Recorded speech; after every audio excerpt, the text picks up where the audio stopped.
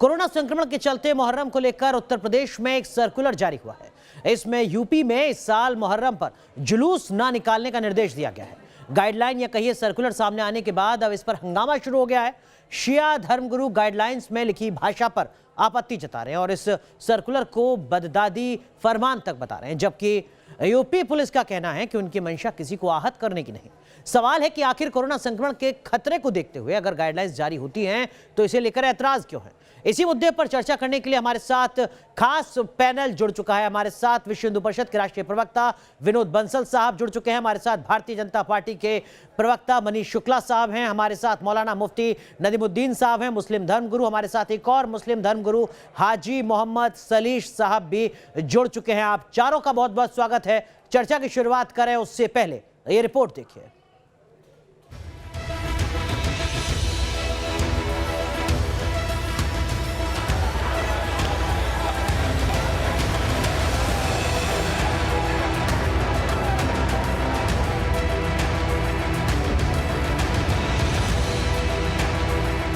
ये तो अलकायदा वाले इल्जाम लगाते हैं, ये तालिबान इल्जाम लगाते हैं। ऑल इंडिया शिया मसला बोर्ड इस पूरी गाइडलाइन का भरपूर तरीके से विरोध करता है। जब सरकार की भाषा खराब हो जाती है तो अधिकारी तो सरकार को फॉलो करते हैं।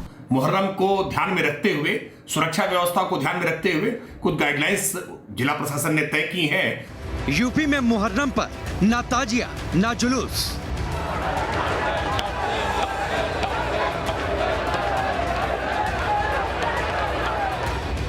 यूपी डीजीपी के सर्कुलर पर हंगामा।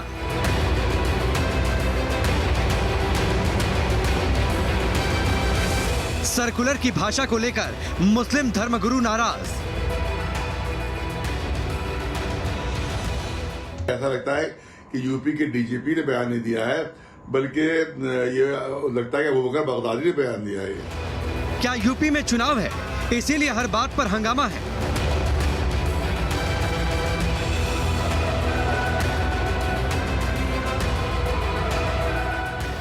कोरोना संक्रमण के चलते मुहर्रम पर यूपी में गाइडलाइंस जारी कर दी गई हैं। यूपी डीजीपी दफ्तर की तरफ से 4 पन्नों का यही लेटर जारी किया गया।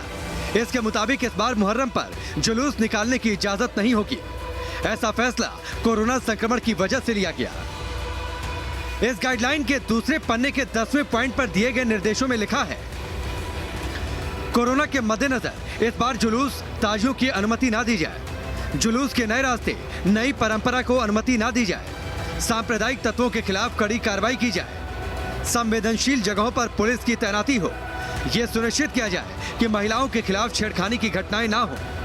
मुहर्रम के दौरान आतंकवादी लोगों को नुकसान पहुंचा सकते हैं। यहां तक तो सब बातें ठीक लगी। इस दौरान तजिया निकालकर गम का इजहार किया जाता है।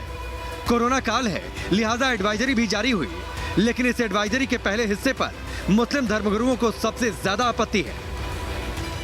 डीजीपी जो यूपी के हैं, उनके जरिए एक एडवाइजरी जो जारी हुई है, उसकी वजह कापी दी गई और उसके सिलसिले में फोन भी पूरे यूपी से मेरे पास आ रहे हैं। तो इसमें मुहर्रम जो हमारा पाक व मुकद्दस जो महीना है और जिसमें इंतहाई मुकद्दस और पाकीज़ा प्रोग्राम होते हैं और इंतहाई पुरअमन प्रोग्राम होते हैं, उसके लिए बहुत ही गलत लफ्ज़ें इस्तेमाल की गई है। इसमें आला अफसरों को जारी की गई इस गाइडलाइंस की शुरुआत में मुहर्रम की ऐतिहासिकता का जिक्र किया गया है, लेकिन दूसरे पॉइंट में जो लिखा है उस पर मुस्लिम धर्मगुरुओं को सबसे ज्यादा दिक्कत है। यहाँ तक कि मुस्लिम धर्मगुरुओं की मांग है कि डीजीपी मुकुल गोयल माफी मांगे। जब तक ये लोग जो हैं इस लेटर को वापस नहीं लेते, तब तक कोई पीस कमेटी में नहीं जाएगा। इस ड्राफ्ट को वापस लेने की मांग करें और अगर इस ड्राफ्ट को वापस न लिया गया तो किसी भी मीटिंग में शिरकत न करने की अपील है। मुस्लिम धर्मगुरुओं को डीजीपी के लेटर के जिस हिस्से पर आपत्ति है उसमें शिया सुन्नी समुदायों के बीच तनाव की आशंका का जिक्र है। उसमें असामाजिक तत्वों की उस हरकत का भी जिक्र है जिसकी वजह से इन दोनों समुदायों के बीच तनाव पैदा होता है। मुस्लिम धर्मगुरुओं का कहना है कि डीजीपी ने जो लिखा है वो इतिहास की बात है, लेकिन ऐसा लिखना खुद सांप्रदायिक तनाव को हवा देने जैसा है। इस बीच समाजवादी पार्टी ने इसे लेकर यूपी सीएम पर तंज कसा है, तो सूबे के कानून मंत्री कह रहे हैं कि इसका हल जल्द निकाल लिया जाएगा। जब सरकार की भाषा खराब हो जाती है तो अधिकारी तो सरकार को फॉलो करते हैं, उनकी भी भाषा खराब हो जाती है। लेकिन अधिकारियों को ये ज़रूर ख्याल रहना चाहिए कि सरकारें तो बदलती रहती हैं, अधिकारी वही रहते हैं। तो कम से कम अपनी गरिमा, जो शब्द हों वो संवैधानिक हों, इसका ख्याल तो अधिकारियों को जरूर होना चाहिए। दरअसल मुझे जानकारी आई है और हम लोग बात कर रहे हैं, कोई रास्ता निकलेगा। हालांकि डीजीपी की गाइडलाइंस इस बात को लेकर है कि मुहर्रम के मौके पर दो समुदायों के बीच किसी तरह का आपसी तनाव ना हो, साथ ही ये भी ना हो कि यूपी का लॉ एंड ऑर्डर बिगड़ जाए। लेकिन अब डीजीपी के लेटर पर मुस्लिम धर्मगुरुओं ने आर पार का मन बना लिया है। पिछले दिनों यूपी में कांवड़ यात्रा पर भी रोक लगा दी गई थी। Team news nation. मौलाना नदीमुद्दीन साहब, ये विरोध के लिए विरोध तो नहीं है? विरोध नहीं है, मगर जिस सरकार की भाषा, सरकार के जिम्मेदारों की, आदित्यनाथ योगी की भाषा ही खराब है। ठोक दो, मार दो, तो उनके पुलिस वालों की तो भाषा खराब होगी। मैं कहता हूं, शिया और सुन्नी के बीच में फसाद कराने का इस सरकार ने मन बना लिया है। पार्लियामेंट चल रहा है, मार्केट खुली हुई है, लीडर आ रहे हैं तो लीडरों के वेलकम में हजारों लोग जुट रहे हैं। प्रधानमंत्री जी काशी गए थे, कितने लोग वहां जुड़े थे जब कोरोना नहीं है। मैं कहता हूं कि गाइडलाइंस, कोरोना गाइडलाइंस का पालन करते हुए सरकार की जिम्मेदारी थी कि सरकार ताजिया निकालने की इजाजत दे देनी चाहिए थी। कहना चाहिए था कि भाई सोशल डिस्टेंसिंग का पालन करो। ये कोरोना के नाम पर किसी को आस्था का ठेस पहुंचाना नहायत ही भोंडा मजाक है और भाजपा सरकार को ये करना अच्छा लगता है। ठीक है, आपने कहा कि देखिए मुख्यमंत्री की भाषा है ठोक दो। किसको ठोक दो? मुसलमानों को ठोक दो, शिया को ठोक दो, सुन्नी को ठोक दो। आपने कहा कि अनुमति दे देते, ताजिए निकल जाते। यही दलील तो कुंभ पर भी लागू होती थी, यही दलील तो कांवड़ यात्रा पर भी लागू होती थी। यहाँ पे मेरा सवाल विनोद बंसल साहब आपसे है, जो सवाल मैं नदीमुद्दीन साहब से पूछ रहा हूँ वो शायद जवाब ना देना चाहें, लेकिन ये विरोध के लिए विरोध तो नहीं है। विनोद बंसल साहब, देखिए इन लोगों को आवश्यकता है कि हम जो है ना, जो इनके मरकज ने किया, जो केरल सरकार ने इनको जिहादियों को जो प्रश्रय देकर के किया, वो आपको शर्म आनी चाहिए। तुम आतंकवादी हो के दूसरों को जिहादी कह रहे हो। आरएसएस के आतंकवादी, तुम दूसरों को जिहादी कहते हो। तुमसे बड़ा आतंकवादी कौन है? न्यूज नेशन के जैसे नाथूराम गोडसे की औलाद किसी को जिहादी कहेंगे? डिबेट कर रहे हो आपको नाथूराम बहुत प्यारा लगता है, मैं मानता हूँ इस बात को, मैं जानता हूँ अच्छी तरह से, लेकिन मुझे आपको शर्म आनी चाहिए। जिहादी किसको जिहादी कह रहे हैं आप? इस्लामिक कौन जिहादी है बताइए? क्या भारत में मुसलमान जिहादी है? जो आपको शर्म नहीं आ रही जिहादी कहते हुए? जो अल्लाह का नाम लेके गला काटता है वो जिहादी है। और जो है इस्लाम के नाम पर, मोहम्मद साहब के नाम पर आतंकवादी संगठन चलता है वो जिहादी है। उनको प्रश्रय देता है, कोई जिहादी है। आप खुद आतंकवादी हैं, आपसे बड़ा आतंकवादी कौन है? सुनील जोशी आतंकवादी नहीं था। लेकिन मैं कहना चाहता हूँ कि देखिए इनकी प्रॉब्लम वो नहीं है। ठीक है विनोद बंसल साहब, प्रॉब्लम क्या है? विनोद बंसल साहब, प्रॉब्लम क्या है वो बताइए। मुझे देखिए इनको बोलने की परमिशन नहीं दे रहे आप। नहीं आप बोलिए। देखिए मैं कहना चाहता हूं कि इस तरह से वो जो है ना अतवाद फैलाना चाहते हैं। आप मुझे बताइए कि आप ये कहते हैं कि हिंदू मुसलमान दंगे हो जाएंगे, ये धमकी दे रहे हैं। आप मुझे बताइए ये कौन नहीं जानता? ताजिया पर शिया सुन्नी झगड़े होते हैं और ये पहले से होते हैं। बिल्कुल नहीं होते, बिल्कुल नहीं होते। नदीमुद्दीन साहब, ठीक है विनोद बंसल साहब आपने अपनी बात कही, लेकिन नदीमुद्दीन साहब मैं थोड़ा आपको दुरुस्त कर देता हूं। मैं अपने प्रोड्यूसर से कहूंगा, देखिए वो इस वक्त दिखा रहे हैं, आप अगर स्क्रीन इस वक्त देख रहे हैं तो अगस्त 2020 कानपुर और बाराबंकी में मुहर्रम पर हिंसा हुई। 2018 सितंबर में गोरखपुर में मुहर्रम पर हिंसा हुई। कानपुर अंबेडकर नगर में 2017 अक्टूबर में हिंसा हुई। ये कुछ आंकड़े हैं सर। बलिया इलाहाबाद अक्टूबर 2017 में हिंसा हुई। ये हो सकता है कि आप इन आंकड़ों को नकार दें, लेकिन ये आंकड़े हैं जिनको झुटलाया नहीं जा सकता। नदीमुद्दीन साहब मैं आऊंगा आपके पास, विनोद बंसल साहब मैं आपके पास आऊंगा, लेकिन मनीष शुक्ला साहब क्या बात है कि इतना भरोसे का संकट कि नदीमुद्दीन साहब और बाकी मुस्लिम धर्मगुरु जिनको आपने सुना हमारी रिपोर्ट में, वो तो कह रहे हैं कि साहब ऐसे तो आगे बात बढ़ ही नहीं सकती। देखिए किसी भी धर्म के 30 त्योहार हो, आस्था के पर्व हो या सुख दुख का अवसर हो, पुलिस प्रशासन इस बात को सुनिश्चित करता है कि कोई भी अपनी घटना न हो, कानून व्यवस्था की स्थिति खराब न हो। इसके लिए विहित प्रक्रिया के तहत अपने अफसरों को, जिलों के डीएम और कप्तान को एक दिशा निर्देश गाइडलाइन जारी करता है और जो गाइडलाइन है उसमें एक भी शब्द नए नहीं जोड़े गए हैं।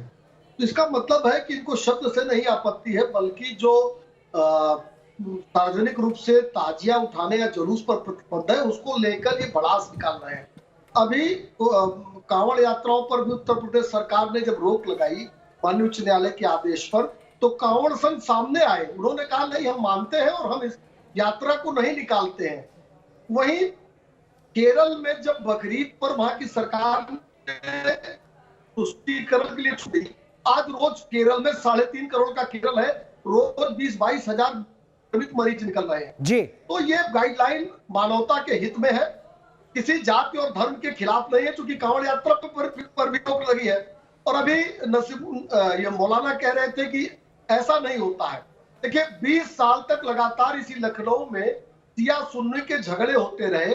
जब हमारी सरकार बनी, कल्याण सिंह जी, राम प्रकाश गुप्ता और राजनाथ सिंह मुख्यमंत्री हुए, उस दौरान उसका हल निकाला गया और वो दंगे बंद हुए, वो झगड़े बंद हुए। वो भाजपा की सरकार की देन थी।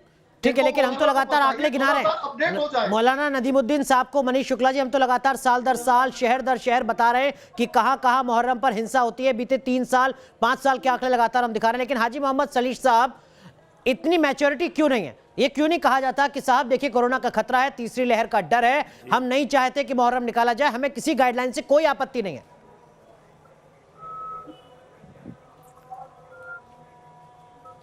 नहीं, देखिए बिल्कुल साफ बात है कि जब हमने रमज़ान के रोज़े, जुमे की नमाज, ईद का त्यौहार और हज जैसे पवित्र कामों को कोरोना जैसी महामारी से इंसानियत को बचाने के लिए सामूहिक इबादतों को पोस्टपोन किया, तो फिर अगर मुहर्रम का महीना आ रहा है तो इससे जोड़ने के बजाय इमाम आली मकाम ने इंसानियत की बका के लिए अपनी जान की कुर्बानी दी।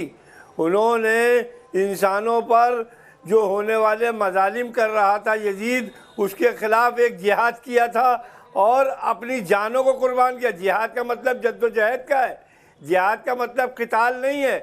लेकिन आज अगर भारत के अंदर कोरोना की महामारी बढ़ रही है और इसके कारण इंसानी जान खतरे में पड़ रही है, तो हमारा पहला फर्ज बनता है कि इंसानी जान को तहफ़्फ़ुज़ फराहम करें। लेकिन ये थोड़ा मौलाना नदीमुद्दीन साहब को भी तो समझाइए ना साहब।